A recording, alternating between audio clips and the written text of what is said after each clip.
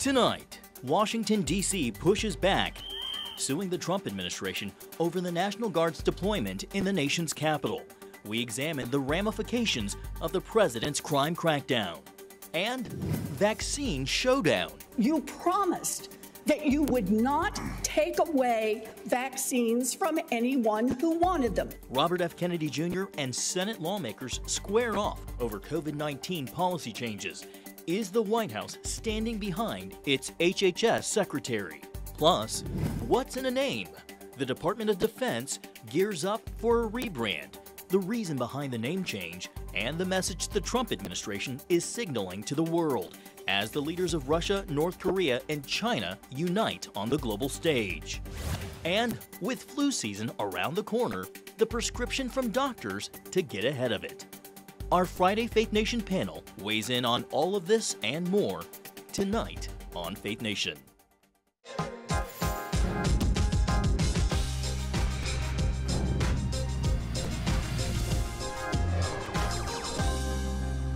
From a fiery Senate hearing disputing vaccines to a military march through the streets of Beijing, it has been a very busy week both here in Washington, D.C.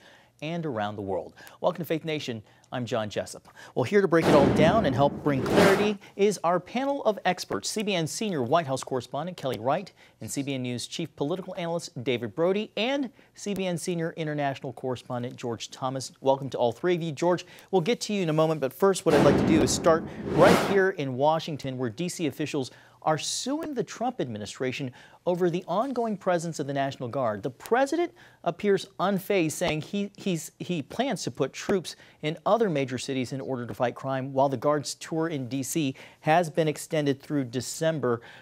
David, I know that you've been looking into this. What can you tell us about the president's actions and whether they fall into the legal category?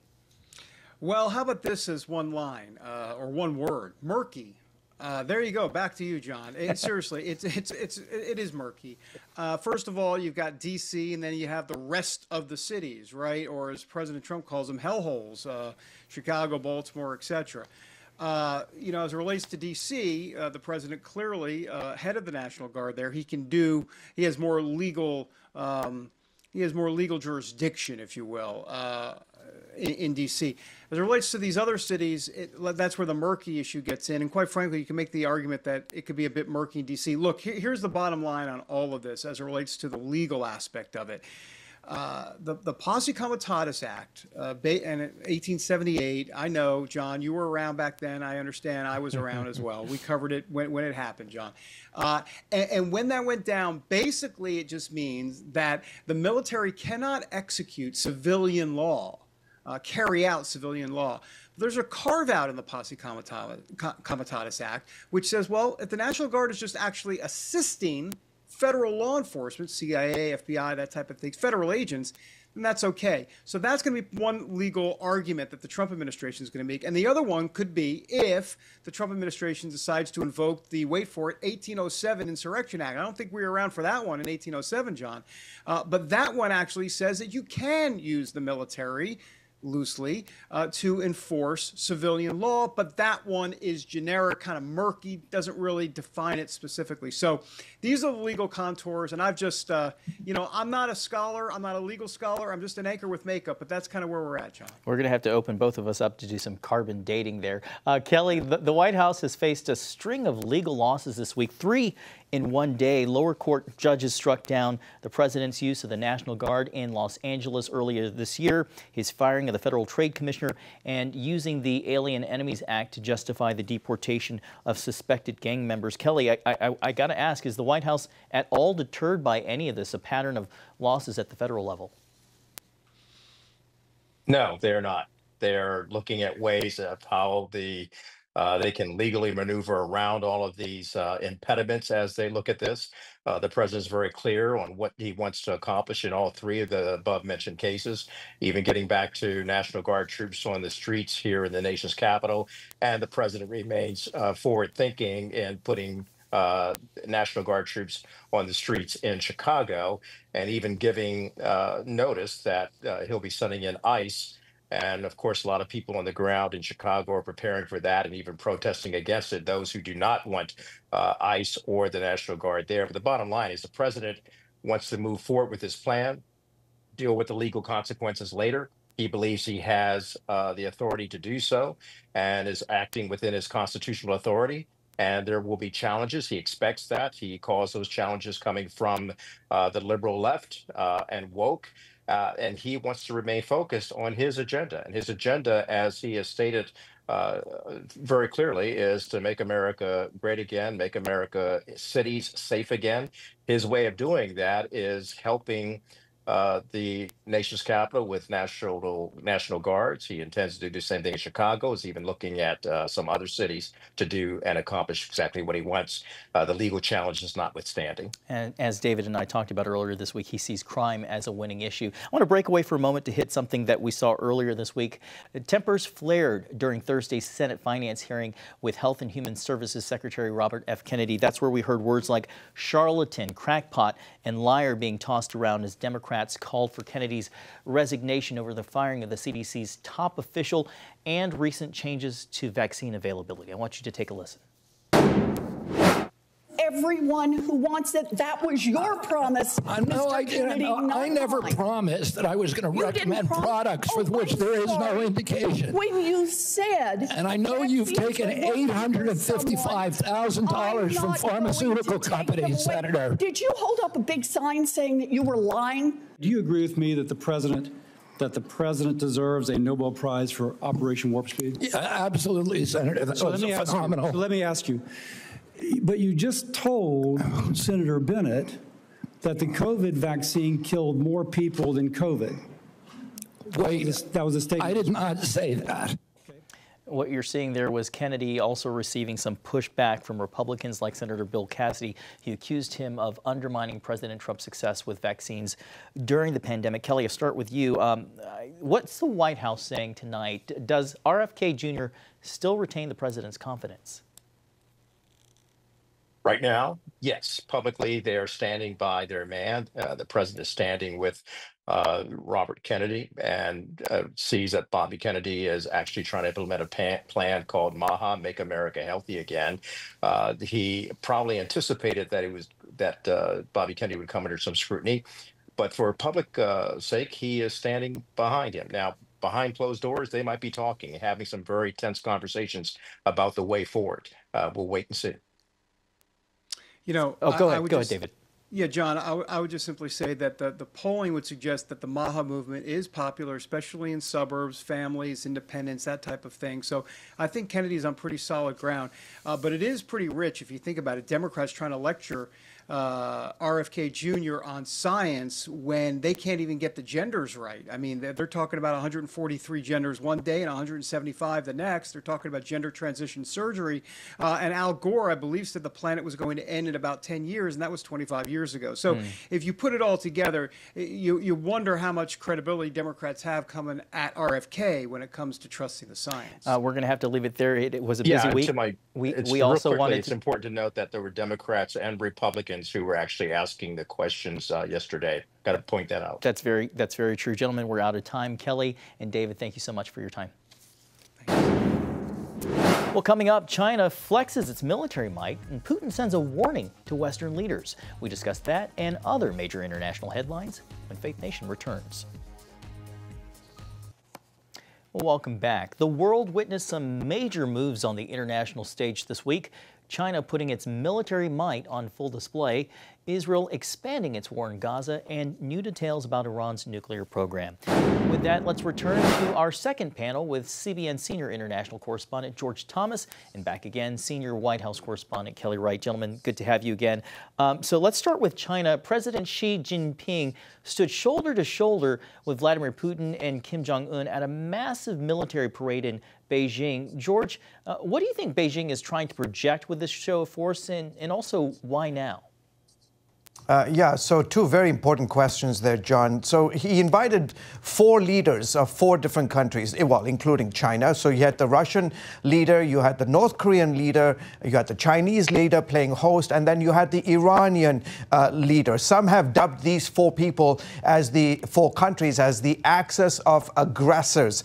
Basically, what you're seeing is a growing axis of authoritarian powers that are willing to get together, cooperate more closely, basically in opposition to the United States-led global norms. In fact, the folks at the Foundation for Defense of Democracies, they have just uncovered in the last couple of months over 600 security, military, and economic cooperation deals between these 4 countries. So it's this multipolar world that is emerging, that is in essence an antipathy to the United States. Why is it happening now? I think because of a couple of reasons. One, you've got a global shift that's taking place, as well as conflict zones. You've got Ukraine, this major conflict in the heart of Europe that involves Iran, that involves China, that involves the North Koreans in a major way. And then you've got a simmering conflict in the South China Sea as it relates to the various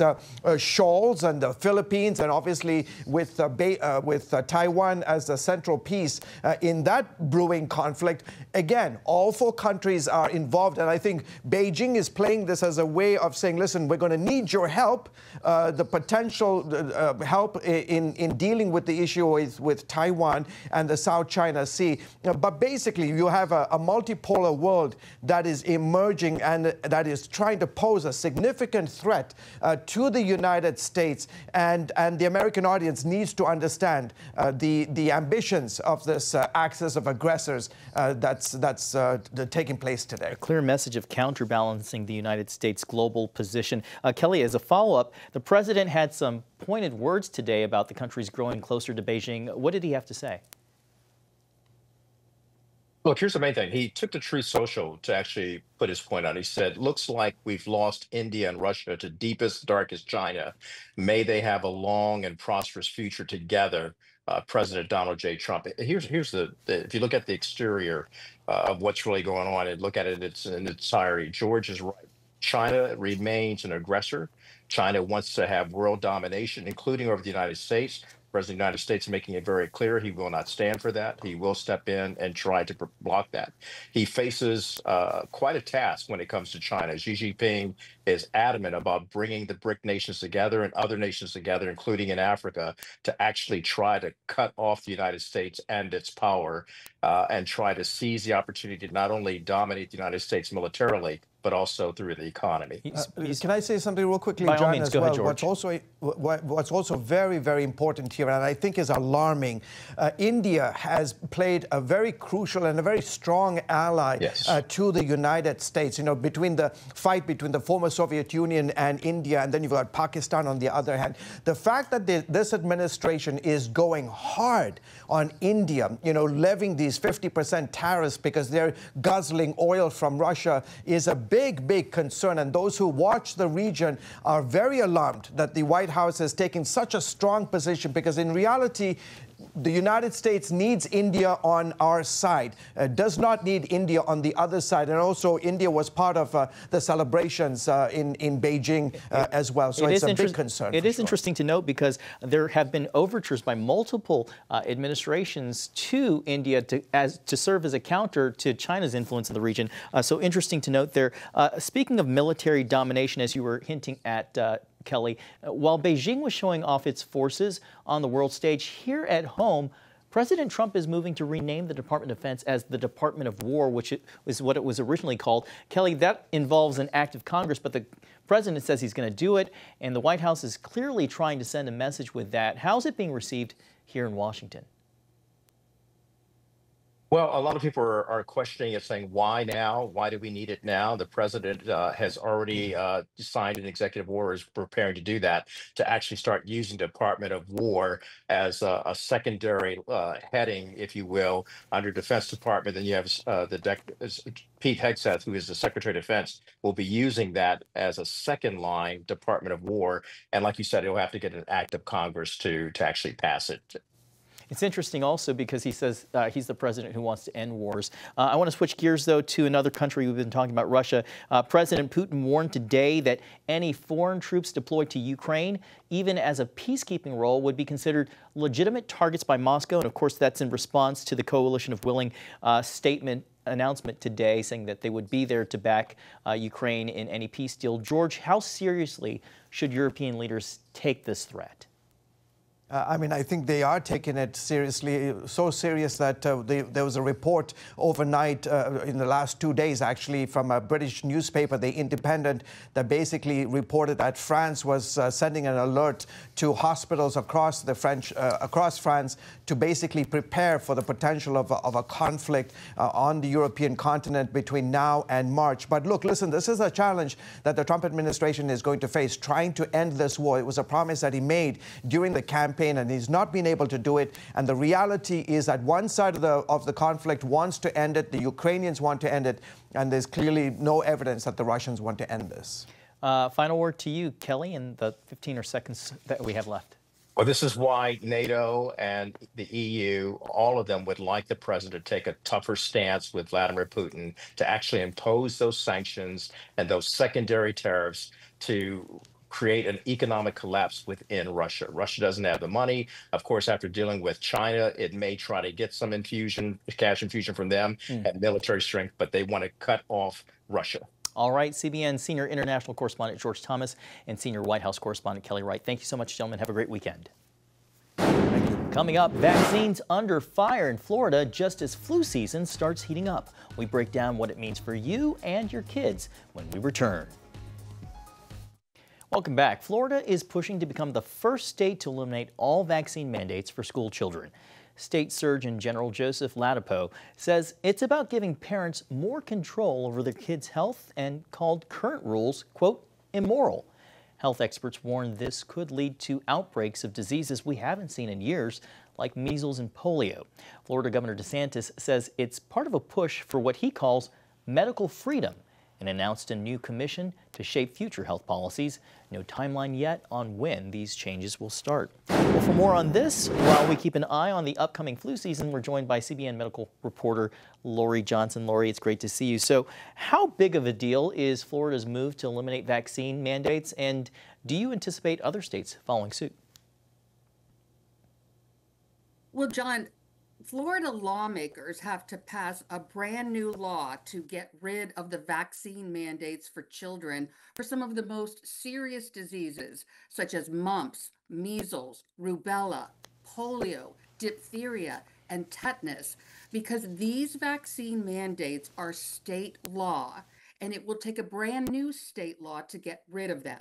The soonest that can happen would be in January when the state legislature convenes, but it's unclear whether legislation will be introduced, whether it will pass through committee and be enacted into law. Because remember, John, this is not just a health issue, but it's also an economic issue. In Florida, think about the tourism industry, and you know Florida legislators are going to be thinking about the parents in all the other states wondering whether they should take their children to Disney World or any other Florida attractions, knowing that they might come into contact with Florida kids who have not been vaccinated for these horrible diseases or might even be carrying them. And as far as other states are concerned, you know, there have been movements in a handful of other states to get rid of the vaccine mandates for kids, but none of them have, as it stands right now. All 50 states have vaccine mandates for school children. And you know, I don't think we'd be talking about any of this if it weren't for what we saw during the COVID pandemic. Dr. Ladapo says this is about medical freedom. What do doctors and health experts say about the risk, especially for kids in schools and those with compromised immunities? Right. Well, you know, it's interesting that Dr. Ladapo in that same speech compared vaccine mandates to slavery. And, you know, he is a medical doctor, so it just goes to show you not all medical doctors feel the same about this issue. But it is safe to say most medical doctors support vaccine mandates for children, including the Florida Medical Association, because obviously kids who don't get vaccines are susceptible to getting these diseases, and we could see outbreaks. But also, as you touched on before, this idea of herd immunity, where if you have enough kids getting vaccinated, it protects against these diseases touching the most vulnerable kids, kids who, for example, can't get vaccines because they're going through cancer treatments or because they're babies and toddlers and they're too young. As we mentioned, the flu season is getting ready to gear up. Maybe for our final question, for families watching right now, what's the best advice that you would give when it comes to getting the flu shot, especially with so much vaccine hesitation out there?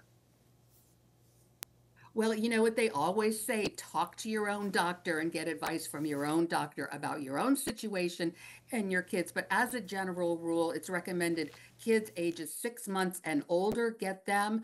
The vaccine lasts about 6 months. The flu usually peaks in the early part of February, and then there's another big bump right after the holidays. And it usually takes about 2 weeks for that vaccine to kick in. So really anytime now, October or November, if you choose to get one. And it's important to remember the flu does actually claim lives, even though it seems like it's a common occurrence. It does claim lives. So for those who are able to get it, particularly those in high-risk categories, always recommended by medical experts to go ahead and get it. Lori Johnson, thank you so much for joining us, and thank you so much for your insights. Coming up, one mom's creative solution after a confusing moment for her daughter. Next on Faith Nation.